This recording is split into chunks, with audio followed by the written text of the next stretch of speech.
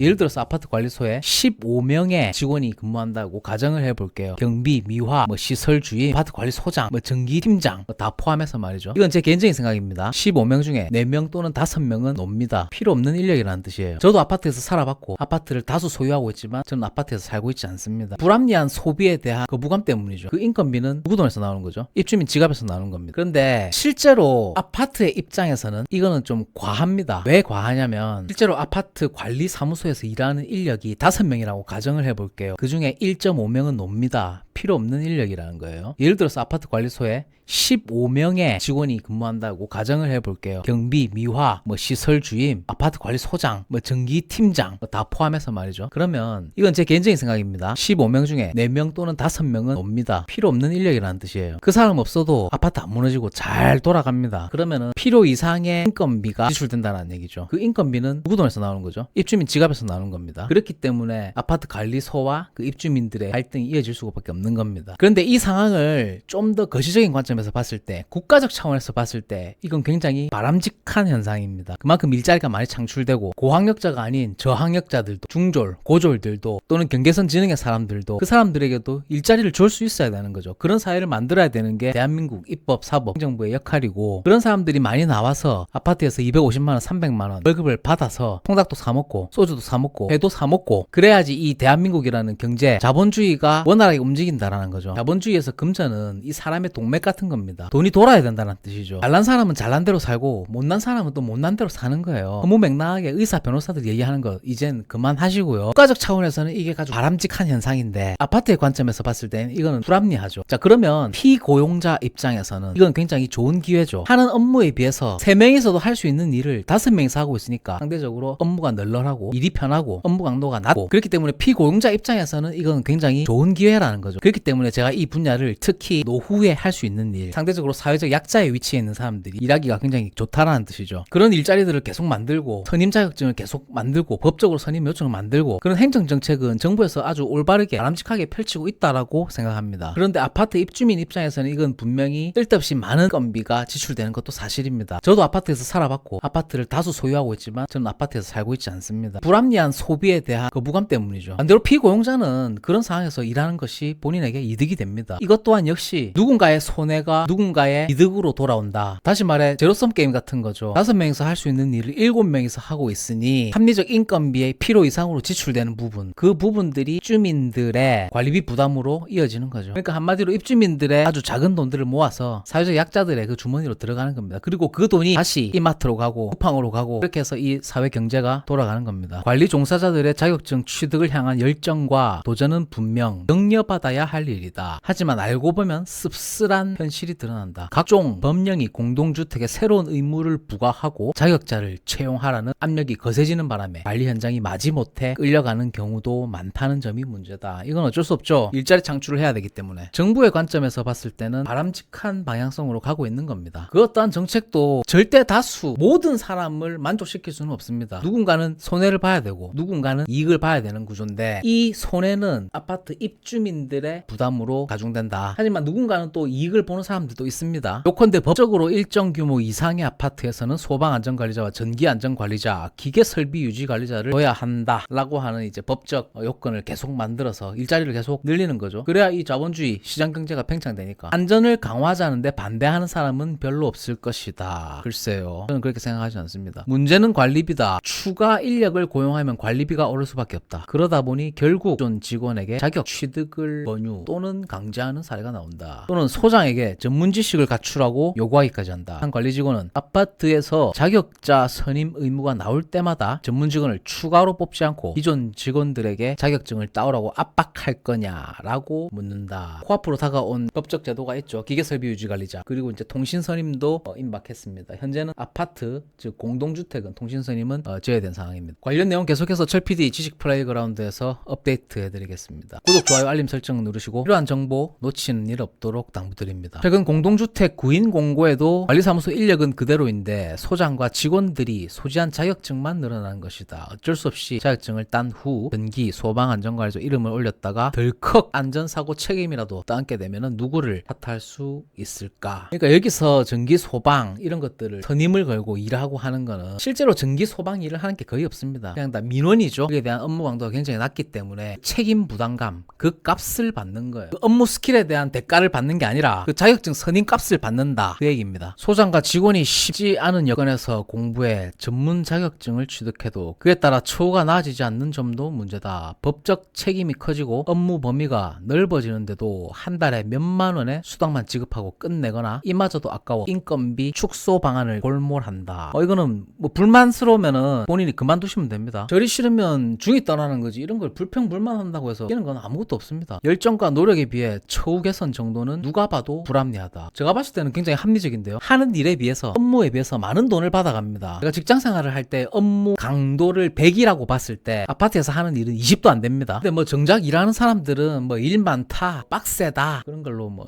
징징대는 게 일상다반사죠. 한 달에 몇만 원의 수당 지급하고 끝내거나 이마저도 아까워서 인건비 축소 방안을 골몰한다. 열정과 노력에 비해 처우 개선 정도는 누가 봐도 불합리하다라고 되어 있는데, 입장 바꿔놓고 생각해보세요. 내가 아파트 회장이에요. 그 돈 안 줍니다. 돈 아까워서. 하는 일이 없는 걸 뻔히 아는데 5명 중에 1.5명은 잘라도 됩니다. 아파트 안 무너지고요. 10명 중에 3명은 놉니다. 아파트에 각종 의무사항이 쏟아지는 상황에서 입주민 단체에서는 관리 직원에게 인센티브를 줘 자기 개발을 독려하고, 이건 잘못된 거죠. 아파트 관리실이 이윤을 추구하는 집단인가요? 돈을 벌어오는 조직인가요? 있는 관리비 쓰는 조직인데 어떻게 인센티브가 나오죠? 어떻게 프라핏 쉐어가 나올 수가 있죠? 프라핏이 없는데. 법적으로 필요한 자격증을 취득하도록 후원하는 것이 최선이라고 말한다. 왜 그렇게 해야 되죠? 고용주 입장에서 이건 말이 안 맞는 거고요. 관리비 인상을 최소화하는 비법이라는 것이다. 관리비 인상을 최소화하려면요, 사람을 잘라야 됩니다. 그렇다면 전문 자격자에게 대한 보상 체계가 개선되어야 한다. 법에서 강제하기 때문에 자격증만 쳐놓으려는 의도가 아니라면 공동주택의 안전 확보 등 자격자 확보의 목적을 이해한다면 자격증과 자격자를 우대해야 한다라고 되어 있는데, 이것도 잘못된 얘기죠. 자격증 20개 있는 사람이 예를 들어서 10명이 있어요. 그러면 날 사고가 안 나나요? 화재가 안 나나요? 전기 자격증 있는 사람이 5명이 있어요, 관리실에. 그러면 전기 정전 안 되나요? 그거하고 아무런 인간성이 없죠. 자격증이 아무리 많은 사람이, 아무리 많은 인력이 확보된다 하더라도 사고하고는 아무런 상관이 없습니다. 관련 인력들이 있는 거하고 사고 여부에 인과성이 없다라는 거죠. 소방 특급 자격증 있는 사람이 5명이 근무하고 있으면 집에서 라면 끓여 먹다가 불 안 나나요? 아무런 상관없습니다. 그에 걸맞는 임금과 처우를 보장해야 하며 채용 시 우대 자격이 실제 직무에 사용된다면 보상과 책임을 명시한 근로계약을 맺어야 마땅하다. 단기적으로는 실무 자격증 취득에 나서는 직원에게 업무 시간 내 교육 지원 또는 교육비 보조 등 실질적 지원책을 제시해야 한다라고 되어 있네요. 제가 이 기사를 보고 여러분께 드리고자 하는 말씀은, 이런 제도적 상황들은 누군가에게는 손해고 누군가에게는 이득입니다. 국가적 차원에서는 아주 바람직한 형태고 아파트 차원에서는 굉장히 손해보는 일이 될 수밖에 없습니다. 그러면 피고용자 입장에서는 어떨까요? 굉장히 유리한 시장입니다. 국가적 차원에서는 어떤 사회가 이상적인가 라고 하는 물음에 답해야 되는 거죠. 거기에 대한 노력은 적절히 하고 있다고 보고요. 개인적 차원에서는 어떻게 하면 나다운 삶을 주체적으로, 타의적 굴종이 아닌 자발적 참여로서 자유함 그리고 나의 삶을 갈 수 있을 것인가, 거기에 대한 고민을 해보자라는 거죠. 그 차원의 관점에서 봤을 때 이 사회적 약자들을 위한 아주 좋은 일자리가 될 수 있다, 그런 말씀 드리면서 오늘 영상 마치도록 하겠습니다. 본 내용에 대한 여러분들의 소중한 의견 댓글로 부탁드리겠습니다.